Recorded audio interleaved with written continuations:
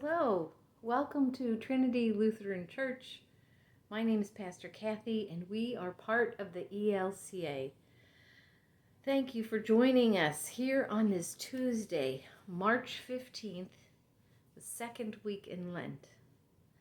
Our daily devotion comes from this book from John W. Stevens, Because Grace, a Lenten devotion.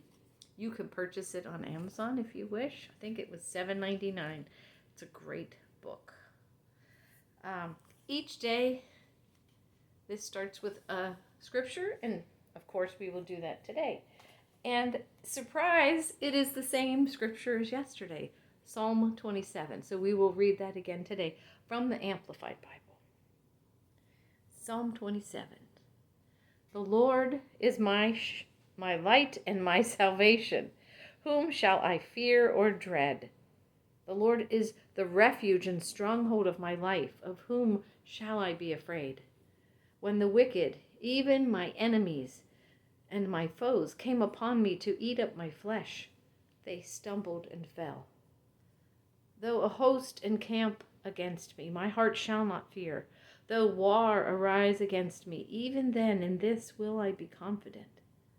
One thing have I asked of the Lord, that will I seek, inquire for, and insistently require, that I may dwell in the house of the Lord, in his presence, all the days of my life, to behold and gaze upon the beauty, the sweet attractiveness, and the delightful loveliness of the Lord, and to meditate, consider, and inquire in his temple. For in the day of trouble he will hide me in his shelter. In the secret place of his tent, he will hide me. He will set me high upon a rock.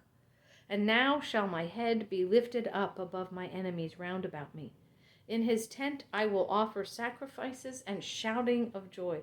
I will sing, yes, I will sing praises to the Lord. Hear, O Lord, when I cry aloud. Have mercy and be gracious to me and answer me. You have said, seek my face, inquire for and require my presence as your vital need. My heart says to you, your face, your presence, Lord, will I seek, inquire for, and require of necessity and on the authority of your word. Hide not your face from me. Turn not your servant away in anger. You who have been my help, cast me not off, neither forsake me, O God of my salvation. Although my father and my mother have forsaken me, yet the Lord will take me up, adopt me as his own. Teach me your way, O Lord, and lead me in a plain and even path because of my enemies, those who lie in wait for me.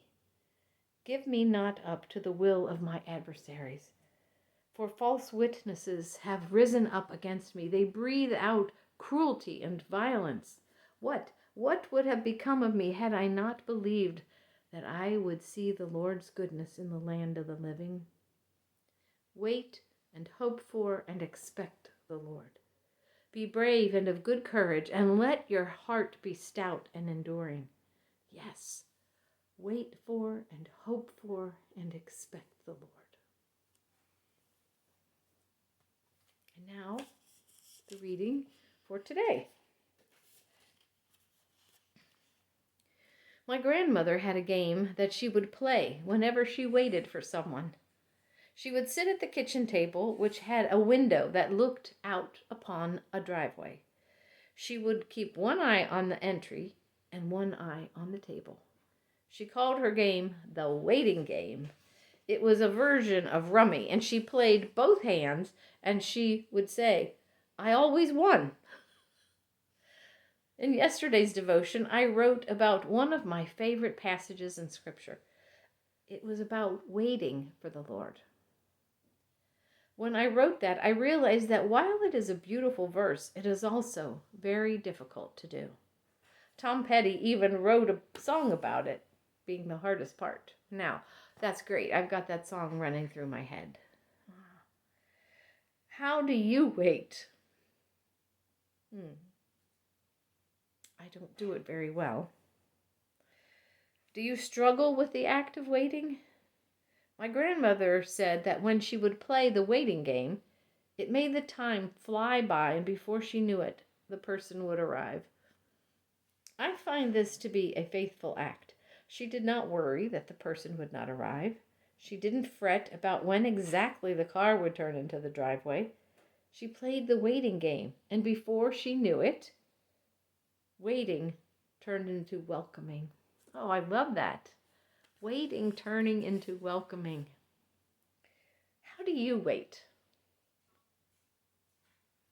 That's the second time he's asked that. It's a question worth answering.